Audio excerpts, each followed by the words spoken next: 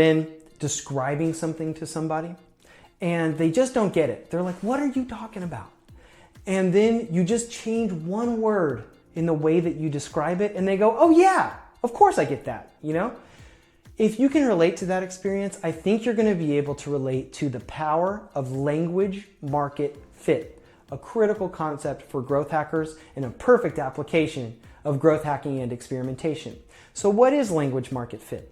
Well, it's how well the language you use to describe and market your product resonates with that market. Now, what is acquisition content?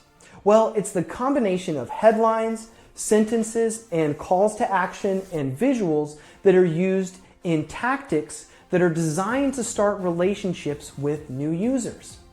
Now, what's an acquisition channel? So this is the pathway or pathways through which potential customers discover and interact with your products, services, or brand.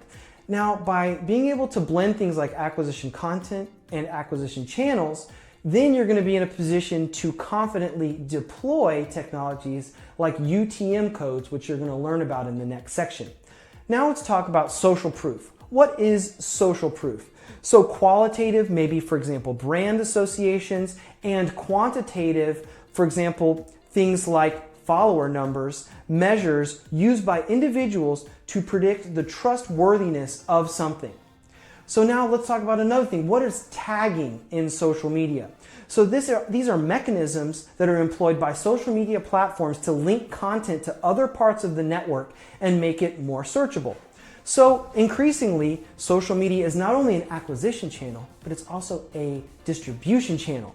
And so it's also a place where social proof is right there if you have it. So that's why tagging is so important, because in this next group of modules, you're going to be getting into ways that you could test channels and content. And as you take these modules, I want you to be writing down experiment ideas for language market fit and then logging them maybe into your growth hacking lab so that you can find that language market fit.